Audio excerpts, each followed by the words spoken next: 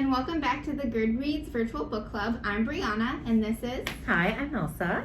And this month, we are participating in the National African American Read-In, and we read, by popular vote, Colson Whitehead's Harlem Shuffle. So, just kind of a brief summary of Harlem Shuffle for you before we get into it, and we'll let you know once again when the spoilers will happen before we start talking about it.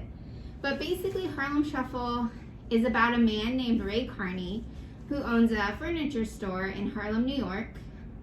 He's kind of a quintessential New Yorker in the fact that, like, his heartbeat and the city's heartbeat seem to coincide. And he's basically trying to be a better man than his father was and be a better family man and provide more for his family than his father did. Through this furniture store, he describes himself as a little crooked but not bent. Yes. Because he does have, he does sell stolen goods. Stolen TVs, some stolen jewelry, occasionally. He takes it to a man called Aronovitz, and he kind of just makes this exchange or repairs anything so that Carney can sell them. And it's basically just kind of about his life and his trajectory of trying to get somewhere and get into a better place in both like his emotional and spiritual well-being as well as physically within the city. I think that's as much as I can say briefly without giving too much of the plot away. Yeah. There are a lot of characters in this book. Yes. I know for myself, Elsa and I have talked about this before this discussion, there are so many characters, I had a really hard time keeping track of everybody. Yeah, there's so many introduced, like, in every section. Yes. Yeah. This book is told in 3 parts. And Elsa read that Colson Whitehead wrote it in chunks. Yeah. Which you can kind of tell because the chunks are connected but also disparate. Like, they take place sometimes years apart from where you just were. Because we start out in the 50s and we end in 1964. Yes. And so, I mean, it's a pretty long time span of life in Ray's world. Yeah. And a lot happens to him, but also it feels like not a lot happens. It's honestly like daily life, because not all of it is, so it's kind of a heist book, but it's mostly just things happening. Yeah, I mean, it's kind of a heist, it's kind of not, it's kind of a crime novel, it's kind of not, it's kind of a coming age novel, it's kind of not. Yeah. And I think it's very slow. Like, it's clearly an in-depth account of a time period, not necessarily a person. So if that's kind of the novel you're into, I think you would really like it. It wasn't quite for me, and we will tell you why. Yeah. Not that I didn't like it. Yeah. But there were times when I was reading it and I felt like I was like reading backwards because I felt like I was making no progress in the story. Yeah. Which is new for me. Yeah, I did have a hard time reading it. It was based off something Colson Whitehead wrote for the New Yorker called The Teresa Job. And I feel like I did start reading it and I was more engaged than I was in the book. So that's an option. It is an option because they are like, each individual part is kind of its own thing. Like, it could easily be a short story just with the same characters, but they don't necessarily, like, each point doesn't necessarily tell a continuation of a story. So it's more like vignettes in a person's life. Yeah. But, I mean, we'll get started talking about it. So Elsa mentioned the short story he wrote for the New Yorker called The Teresa Job, and that's the big catalyst in the story. So Ray, he has his furniture store. He managed to buy it out because he found like $30,000 in the back of his dad's truck Yes. that his dad had left there. In his tire? Like in his tire, or like in the spare tire well in the back of the truck. He found $30,000, so he was able to buy this furniture store that was up for sale. And it's really like, I would say this furniture store is his true love. Like, over everything and anyone else in his life, this furniture store is his true love. And furniture in general. He's just very passionate about like all the lines and the curves and the textures of all the furniture that he has in his store. He loves furniture. He also specifically loves couches. Yes. Which I think is interesting, because I feel like the reason that he loves couches so much is couches have the facade of always, being owned by a family, like, because couches fit multiple people, usually in a living space as a get-together space. And I think Ray has this really big desire to be seen as a family man, even though he really is not a family man. No, he spends a lot of time elsewhere besides his family. Home. Yeah, like leaving the house at like odd times of night. Yes. Or being at work all the time. 7 days a week. For like, it seems like definitely over the 8-hour workday. But he has the store, and his cousin Freddie basically pulls him in against Ray's wishes. But his cousin Freddie and a group of guys robbed the Teresa Hotel, or the Hotel Teresa.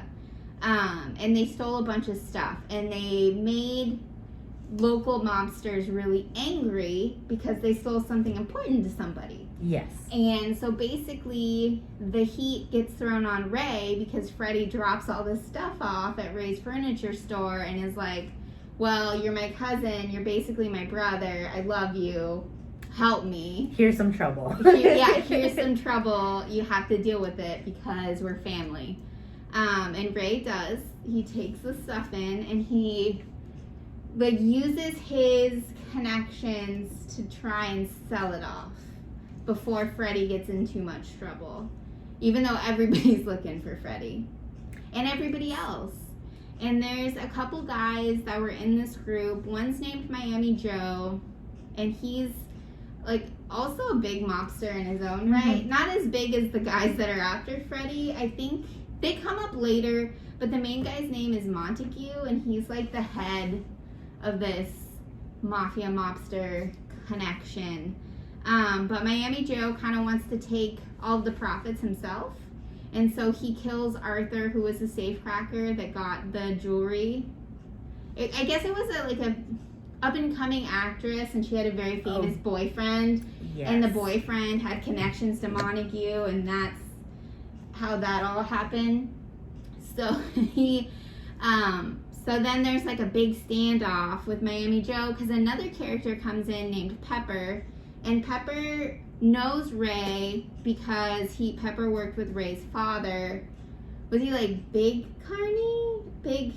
It was like Big Mike, Big Ed. Something like that. I don't recall. Yeah. But I mean, Ray's dad was like also big into this underworld mobster, kind of like a hitman almost, because Pepper is also a hitman. Yeah. And Pepper is looking for Miami Joe, and they find him, and Pepper kills him, and then Ray has to dispose of the body. And that's really kind of where Ray's downfall starts, or his descent into this underworld where he becomes more crooked and less bent. Yes. Shall we say. Yeah, because exchanging like TVs and like dealing with stolen jewelry, he just considers himself like a middleman. He's not really doing anything terrible, but I mean, you can't really say that about disposing of a body. No, this is really where it starts to happen. And it's interesting because like I feel like this novel is filled with more quote-unquote bad guys than good guys, but there's so much nuance and shades of gray to everybody that nobody is either really good or bad, per se. Like, they all are trying to exist in this space, and maybe forced to do the things they do, or have to do the things they do, but they're not necessarily good or bad in the sense of like good versus evil, because there really is no good versus evil. There's not. It's all kind of ambiguous. I mean, Freddie, we kind of understand that. Well, I feel like we feel a lot of compassion because he is so close to Ray. He is very close to Ray. They're basically like brothers. They grew up together because Ray's mother died when he was young, and his father wasn't like super great as a family man, which is why Ray wants to be such a family man and wants to have this persona of being a family man. And so he was basically raised with his aunt and Freddie, and always told to protect Freddie. Right. And he definitely carries that out more and more and more as Freddie gets himself into more and more trouble, because the people around Freddie when he was growing up, like his own dad and then his mom's boyfriend, were also kind of in this underworld area, and he sees that and just emulates it as he grows up. Yeah. Whereas Ray really doesn't necessarily want to copy what his dad did. Like, Freddie wants to copy what the men in his life were doing, but he also is compelled to. Like, he can't quite get out from under it. Yeah. Because his dad had a big reputation, and it carried over. Like, he really can't escape it. But Ray, well, I don't know. He's such an interesting character. I mean, now that I think about it. But really trying to be a family man, but wants power. Like, I don't understand if he realizes what he's doing, or like if it's an act for others or also for himself. Like, I think in the beginning it was for Freddie, and then I think by the time we get to the second part, it's for him because he wants power, because he feels slighted that he didn't get the power that he thinks that he deserves. Yeah. Which I guess is a good segue. So this is when the spoilers are going to start. So if you don't want spoilers, you haven't finished it, click off, come back later. But the second part, so that's kind of the whole first part of the novel, is the Hotel Teresa job and everything that entailed, and Ray's descent into this underworld. And then by the second part, we see Ray trying to climb up the social ranks in Harlem and get bigger and better things in his furniture store and have a bigger name in this world. And his wife Elizabeth, her dad is a member of this like boys club called the Dumas Club. But these guys basically kind of control Harlem and like what's a very popular establishment versus what isn't. And Ray wants his to be like the most popular furniture store it can be. And so he's trying to get into this Dumas Club because this kind of friend, kind of mentor guy named Pierce, who is a really famous African-American lawyer, says like, you're perfect for this, you should try out for it.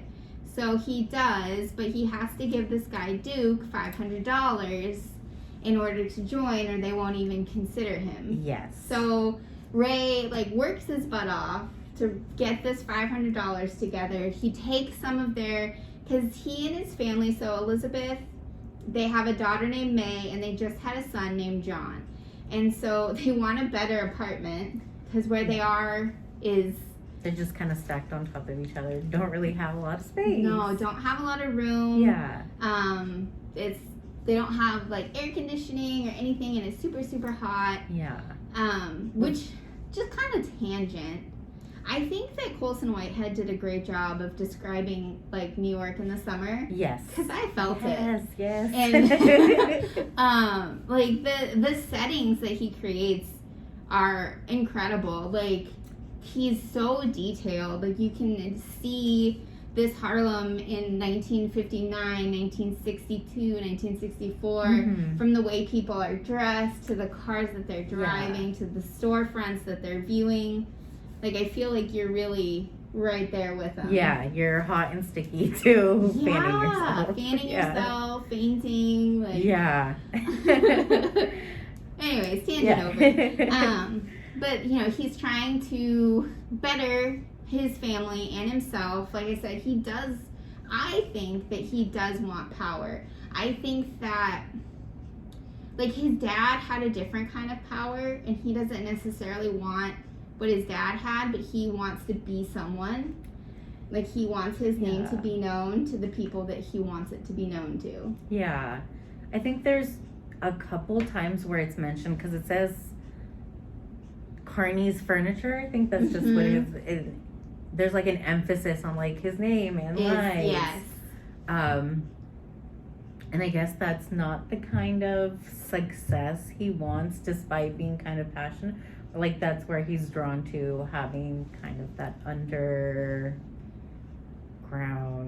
kind of power. I don't know, because they expand the store so that he's doing well. He's doing well. But that isn't enough. No, it's not enough, because he starts off and, like, they're barely making ends meet, but they're meeting. Yeah. And he's, you know, actually, like, very generous with people, giving them layaway plans and all of this stuff. And then by the second one, there's definitely been a shift. Not that he's not as kind to people, but he's more in it for himself. He's not in it necessarily for the betterment of others. And so he's trying to get into this club. He pays Duke the $500. And then Duke basically says, sorry, Ray, you're not allowed, you know, you're not admitted. Yeah. And Ray thinks in part that it's his father-in-law, Leland's fault, because Elizabeth's father is also in this club, because she grew up on what they call Strivers Row, but it's like the nicest part of Harlem. And her father is in this club. And he thinks that perhaps he had a say in why he didn't get in. But then he feels the need to get revenge because Duke won't give him his $500 back. And so he basically puts his name on his, like, cork board of people who owe me money. Literally, he puts it on there. And that's, like, his sole focus is getting revenge on Duke. Yeah. And that's when he starts this routine. He calls it like Dorvey. But basically where he'll go to sleep early and then sleep until like 1 or 2 a.m. and then be up until like 4 a.m. or later and then go back to sleep and then start his day. Yeah.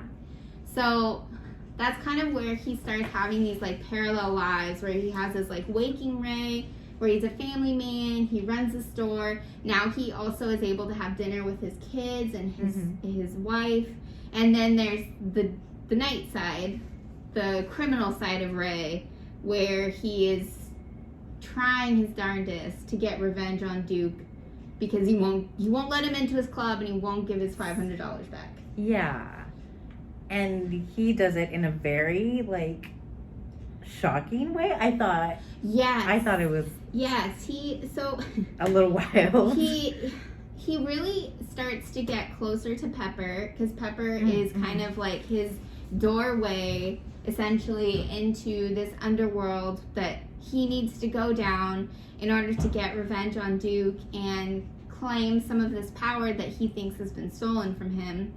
And so he like gets Pepper, and then Pepper introduces him to a woman named Miss Laura, who is a sex worker who used to work at this place that Ray's dad used to take him to, and Ray and Freddie used to go to, called Ma'am Lacey's. Yes. And she used to work there upstairs where the sex workers were, and she also wants revenge on everyone. She wants out, and the guy that she works for, whose name I cannot remember. I'm so sorry. There are so many names in this book.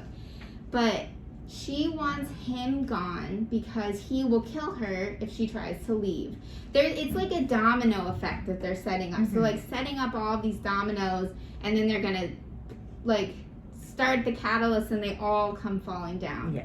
But so she wants to get this. She will help Ray take down Duke if Ray takes down the man that she works for, whose name I cannot remember, and gets him out of the picture, Mm-hmm. because he will kill her if she tries to leave, because he has a reputation. Didn't he like, I can't remember, he cut one of the sex workers. I think he cut her face. I can't quite remember, but it was very violent and very brutal. And that's the reputation that he has for people who he thinks cross him or try and leave him, because Laura is a big money maker. Like, basically, he has all of these sex workers working in different apartments to avoid the law. Yeah. But then it's worse for the sex workers because they just don't ever really have a break. Yeah. And they're very controlled. Just trapped in there. Very trapped. It's really sad. Yeah. So this is their plan. So they have Pepper, they have Laura, and Ray. So Ray pulls in this police officer whose name I think is Munson. I could be wrong though. It is? Okay. Yeah. Who kind of comes to the furniture store a lot and is also on the take, shall we say? Yeah, so he gets a weekly payment. He gets a weekly payment from Ray, and he pulls him in to try and get the guy that Laura is working with, try and arrest him. And I can't remember what the charges were. Was his name Biz? Oh, maybe it was. I think so. That sounds right. Yeah. We'll say it's Biz. That sounds correct. Because he was also associated with Freddie. With Freddie and with Montague. Who, like, Montague seems to just, like, run this whole section of underground mobster type things in Harlem. Like, he seems to be the head of it. And, like, if you make him upset, you may die. Yeah. But yeah, we'll call him Biz. Thank you. I'm 90% sure. I'm pretty sure you're correct. Okay. I don't remember. But so I don't remember what the charges were, but they try like a couple times to arrest Biz and it just doesn't stick. And so then they finally get him, and Munson arrests him, and they tell Ray almost too late for the plan to work, and then Ray is really upset about it. And then they have this entire stage thing where they pull in this kid who's a photographer who like wanted to be like an urban photographer, and it just went not great for him, and basically he's low-key photographing pornography things. He does boudoir. Boudoir photos. I think his name is Zippo. It is. Everybody has a nickname, and I think that's one of the reasons it's so hard to keep up with people, because they all have a nickname and then they have another name. But also just there's so many characters who get introduced that are only there for a short time but are like crucial to a plot point, and then you never see them again. Or in a flashback and then come back in real life. Everything's there's a lot of characters. There's so many. Yeah. We will link a character sheet for you in the description because it was very helpful. Yes. But, so they pull in Zippo, they have Laura, they have Pepper, and then they basically Duke is one of Laura's customers, and they basically drug him. Like, Laura drugged a lot, like, over than what they had said. And they take compromising photos. Very compromising photos of Duke that they then release to the general public. Zippo hands over the photographs to a local newspaper, and they're like Mhm. releasing them like every couple days or something. Yes. Yeah. So that is Duke's downfall. Biz is in. Well, he gets out on bail, and then he, like Laura predicted, they pin everything on this other poor sex worker, and she ends up getting beat up really badly. So then he goes back to prison on assault and battery charges and stays there. So Laura is able to leave New York City. She doesn't know where she's going. She says she can't go home and she can't stay here, but there's everywhere else to go. Yeah. So she leaves. Ray gets what he wants in the fall of Duke. Duke falls real hard, as does all of the people of that generation of Dumas Club. And then Ray gets to join this club that he wanted to join as in a leader role. This is where I stopped reading, unfortunately. So this is it's intense. And so that's basically Act 2. And then we move on to Act 3, which is called Cool It Baby, which you think, in my mind, I thought that this was going to follow, a very kind of rags to riches to rags story, a la Theodore Dreiser's Sister Carrie. But it doesn't. It doesn't. It's not necessarily rags to riches, but he definitely gets somewhere. And he starts, also in part 2, he starts learning how to assess gemstones with this guy named Moskowitz. Oh, that's right. Because he's getting deeper and deeper and deeper into this underworld element where he's stealing more high-priced and high watch items, and learning how to assess the good from the bad, the costume jewelry versus the real jewelry, and kind of price it. And so he's working with him to learn that in his Dorvey, waking up in the middle of the night wanderings. So he's not just selling now stolen TVs, he's selling full stolen jewelry, high priced stolen jewelry. And he has connections now where he can pass jewelry off and get it sold before anybody catches wind where it went. Because that's important to know, because then in Cool It Baby, Freddie is going downhill pretty fast. Freddie got caught up with this kid named Linus, and Linus is part of this Van Wyck, New York dynasty, super wealthy family. Linus is also white, which I think is important to note, for what happens later. Was he this character at the diner? Yep. Okay. That's Linus. Okay.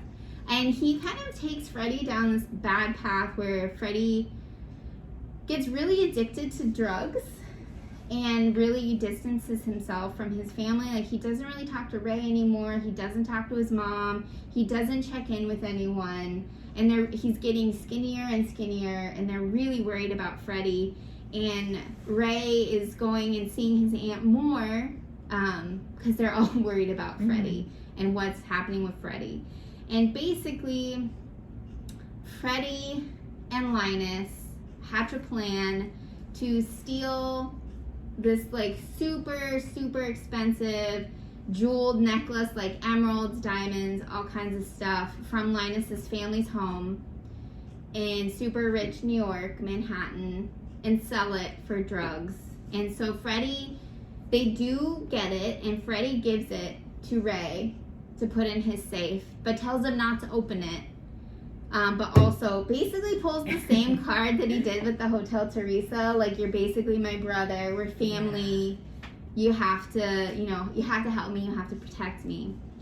And everybody's after this happens, everybody's on the hunt for Freddie. Because the Van Wykes have connections. They know dirty cops, they're basically, I did do some research about this, but they're basically like the Rockefellers. They own all this property, all this real estate. They're buying up real estate in the sense of urban renewal, and they got their hands in a lot of pockets. But they know a lot of powerful people because they are powerful people. And so the police are looking for Freddie. Montague is now looking for Freddie. Like, everybody's looking for Freddie. And Ray is like, I gotta try and get rid of this necklace before they find Freddie because they're gonna kill Freddie. And so he goes looking for, basically he has a meeting with Montague, who tells them, like, you have to tell me where Freddie is or else. And this one guy, he's like Chet the Vet or something like that. But he basically tells Ray that if he lied to Montague has like cut off somebody's eyelids for blinking at him too much. Oh. So, I mean, bad news bears. Yeah. Just a little bit. And like Ray does kind of, he knows where Freddie lives. So he goes to the apartment. The door is open. It's like slightly ajar, and he goes in, and Linus is in the bathroom, but he had died of an overdose, and Freddie is nowhere to be found. And so he's also looking for Freddie, trying to get rid of this necklace. He pulls in Pepper, and Pepper at this point is an older gentleman. Like he can't take the hits like he used to anymore. And Pepper ends up getting stabbed in the stomach, and then he has to go to the hospital. And then he does come out to continue to help Ray, because by this point I feel like Pepper is like a father figure to Ray. Yeah. But he like can't. He's doing his best, but he can't take the hits like he used to. And so basically, everybody's looking for Freddie, including Ray. But Ray doesn't get to Freddie in time. And Montague's men get to Freddie first, and Freddie passes away. But Ray, seemingly like this golden, I don't know, he's got like sunshine on his back. But he managed to get rid of this necklace, and he comes out of it squeaky clean. But not. So you think like it's going to have somewhat of a moralistic tale, like Ray is going to see the error of his ways, he's going to come out of it, but it doesn't happen. And I think that's like kind of what we were talking about, why there's like no good versus evil. Mm-hmm. There's no bad guy versus good guy, because everybody has their motives for doing the things they do, and there is no good and bad really. I mean, there's better and there's worse. Yeah. But there's no good versus, like, there's no good or bad. It's just very nuanced, different shades of gray type of people. So Ray he just keeps kind of doing what he's doing. Like, he gets, he's in this Dumas club now. He's still looking for more power. He's trying to buy up more real estate. He's also trying to now get revenge on the Van Wycks, because he finds out through public records that they bought a bunch of properties in their son Linus's name in order to avoid taxes on the properties. And that's kind of where the story leaves us, is Ray is trying to do to the Van Wycks what he did to Duke, to revenge Freddie's death. Yeah. And the book ends with the beginning of the building of the World Trade Center Twin Towers. And that's the end. Yeah. that is all she wrote. It is interesting. We did pull some discussion questions that I'll link in the description too. And in the questions, they described this novel as a picaresque novel, which, like, I didn't think of it at the time, but it really is. Like, it's not necessarily about a person, but it's about a place. Yeah. And I would say that this novel, yes, Ray is the main character, but Harlem is really the main character. Yeah. Like, New York City is the main character. What is happening in the city and how it's changing from the 50s through 1964. Because it is and isn't about Ray. Like, another question here is, like, what, they have all of these terrible things happening to people, but are there actually any stakes at hand? And it's hard to say, because you don't really get to know anybody on any type of personal level to feel a real attachment to them. Yeah.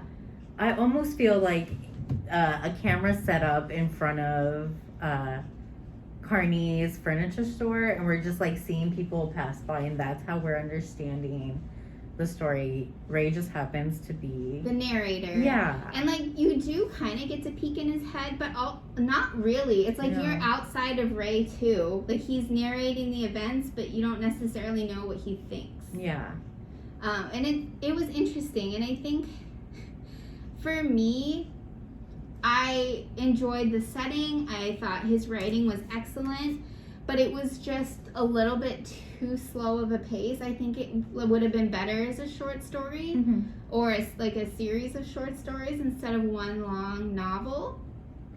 I think so too. I loved all the descriptions, and the Yes. writing was great.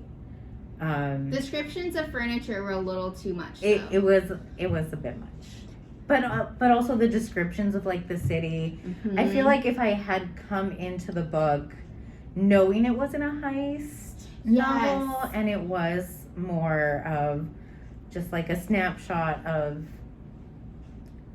Harlem in these different time periods, then I would have had maybe a different perspective of it. But yeah. I mean, I definitely agree. Like, because I think that when they promoted the book, they're describing it as this crime thriller heist novel. Yeah. And it is, but it isn't. Like, that's just a small portion of the plot that it just, it doesn't have, like, there are stakes, but there also aren't any stakes. It's basically, like Elsa said, it's just a story about the city, about Harlem itself. Not necessary, and like a snapshot of the people who live in it. Mm-hmm. Yeah. It also said it was a family story. I don't feel like it's that. I mean, I think in the sense that Ray wants to be seen as this wonderful family man, but like in reality doesn't ever seem to be at home. Yeah. Ever. Yeah. Which his wife seems super interesting, and I wish we would have gotten to know her more, but we didn't. But again, this isn't about people, like it's about place. His wife works for this travel agency that basically helps African American people travel through the South as safely as possible during this time. Because, I mean, this was basically, there's so many riots happening around not having civil rights, and it was a lot of big, deep unrest and violence. That they had, people had to be extra safe, and she helps people plan their travels to be as safe as possible.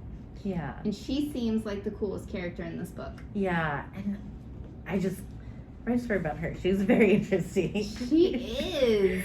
Yeah. But yeah, that is our. I mean, if you have read it, please let us know what you thought. Yeah. Like if you loved it, I would love to hear your take on it.